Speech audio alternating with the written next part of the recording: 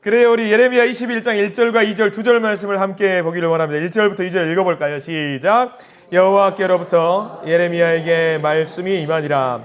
시드기야 왕이 말기야의 아들 바수훌과 제사장 마아세야의 아들 스바냐를 예레미야에게 보내니라.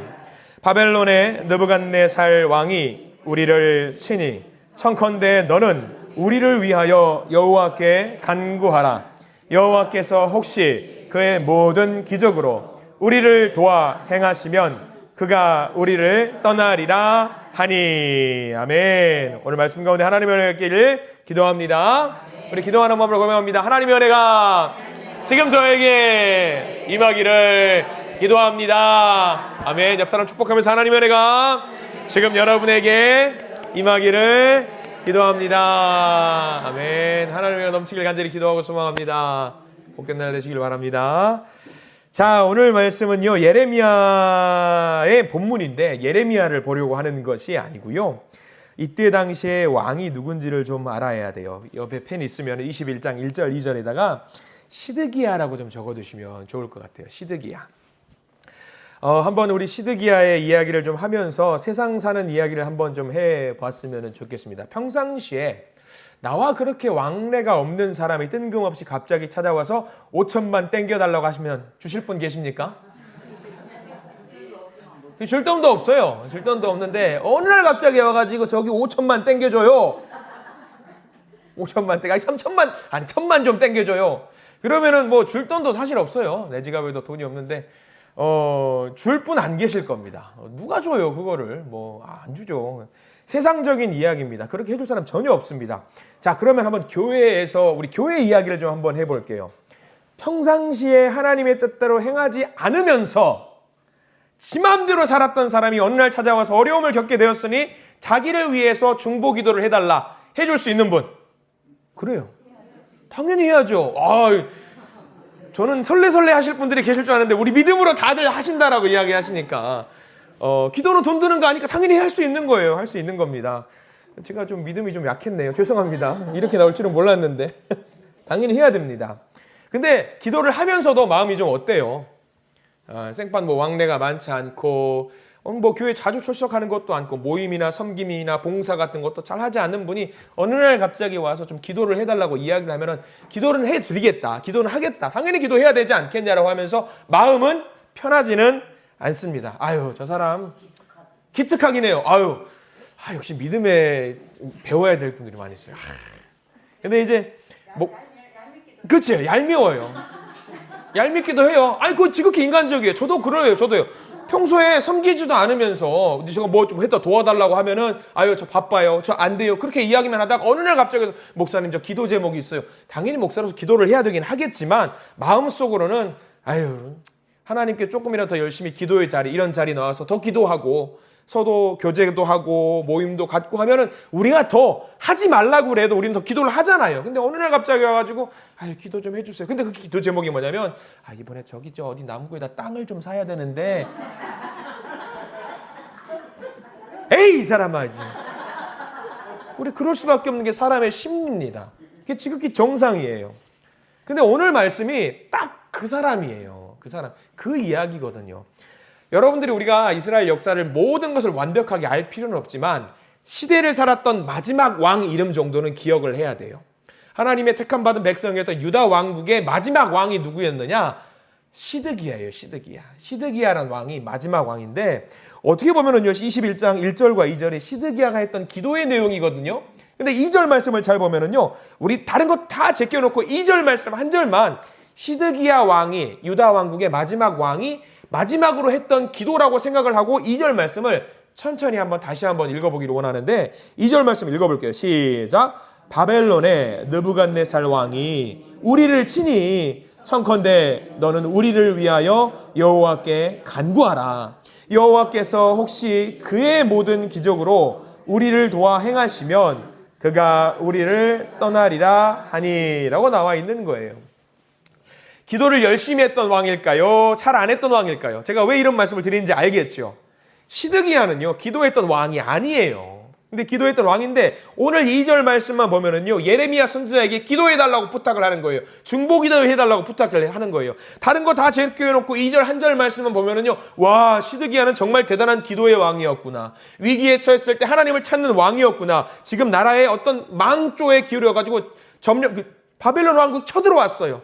예루살렘 성을 감싸고 이제 조금만 있으면 멸망하는 거거든요. 이때에 풍전등화의 상황 속에서 저항할 힘도 없는 상황 속에서 딱 하나 시드기야가 알았어요. 자기를 도와줄 수 있는 존재는 누구밖에 없다? 하나님밖에 없다는 걸 알고 있었어요. 잘했죠? 잘한 거예요. 하나님을 찾는 것 잘한 거예요. 근데 2절 말씀, 믿음이 강해서 한 것이 아니라 자기의 힘으로 할 수 없기 때문에 하나님을 찾는 건 맞는데, 대단한 믿음이 있는 것처럼 보이는데, 희망적으로 보이는데, 문제는 뭐냐? 이 기도를 올렸을 때 하나님이 뭐라고 답을 하셨는지를 잘 봐야 돼요. 자, 우리 5절 말씀 좀 띄워서 볼게요. 이 기도를 들으시고, 시드기야의 이 기도를 들으시고, 중보해달라는 이 시드기야의 소리를 들으시고 하나님이 뭐라고 하셨는지 5절 말씀 같이 읽어보겠습니다. 시작.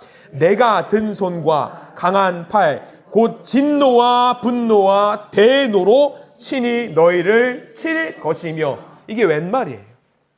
기도했어요.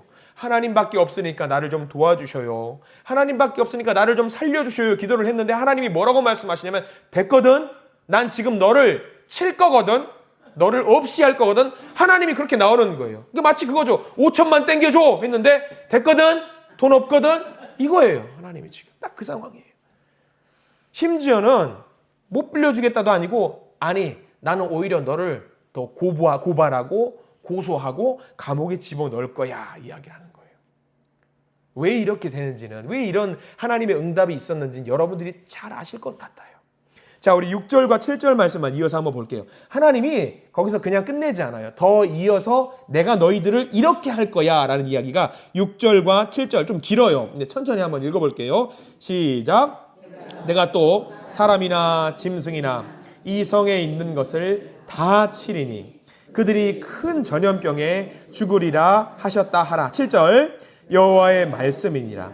그 후에 내가 유다의 왕 시드기야와 그의 신하들과 백성과 및 이 성읍에서 전염병과 칼과 기근에서 남은 자를 바벨론의 느부갓네살 왕의 손과 그들의 원수의 손과 그들의 생명을 찾는 자들의 손에 넘기리니 그가 칼날로 그들을 치되 측은히 여기지 아니하며 긍휼히 여기지 아니하며 불쌍히 여기지 아니하리라 하셨느니라. 아멘. 하나님은 유다 백성들에게 그 죄악에 따라서 엄중하게 책임을 묻겠다라고 지금 하나님이 이야기하셔요. 한 대만 치는 것도 아니고 아유 끝장을 보실 마음으로 벌을 주시겠다고 이야기를 하는 거죠. 날벼락인 거죠. 아니 기도를 했어요. 우리가 2절 말씀 하나만 보면은, 아니 하나님 시드기야가 기도했잖아요. 그리고 예레미야 선지자에게 중보기도 해달라고 부탁도 했잖아요. 아유 그러면은요, 기도하는 사람이니까 그 기도를 들어주셔야 하는 거 아닙니까? 우리는 생각하기 쉽습니다. 근데 하나님이 영 딴판이신 것 같아요. 왜 그럴 것 같아요? 우리는 알아요. 왜 그러냐면 시드기야는 한결같이 하나님을 찾지 않다가 죽기 직전에 안 되겠다 싶으니까 하나님을 찾아요. 물론 하나님은 그 기도도 들으셔요. 종국에 내가 안 되겠다 싶고 하나님께 손을 뻗으면 하나님 반드시 잡아주세요. 근데 시드기야가 지금 하는 이 기도는요, 문제가 뭐였냐면은 이거예요.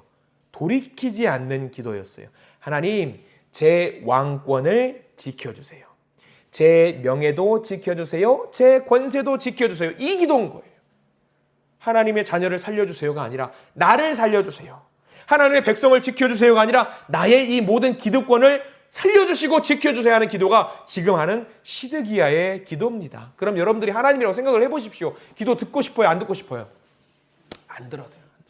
이건 들어줄 수가 없는 기도예요. 들어줄 수가 없는 기도입니다. 그러니까 우리가 오늘 기도를 할 때 잘 기억해야 돼요. 여러분 하나님 늘 찾으시죠? 늘 찾으실 겁니다. 매 순간, 매 초 늘 하나님 찾으실 거예요. 우리가 시드기야의 기도할 때 주의해야 될 점. 내가 하나님을 찾을 때 슬프고 힘들고 낭만되고 좌절 가운데 있을 때 하나님을 찾는 것은 당연하겠거니와 우리가 기쁠 때도 하나님을 찾아야 됩니다. 행복할 때도 하나님을 찾아야 됩니다. 하나님 나 이렇게 좋은 일 있어요. 하나님 저는 행복한 일 있어요.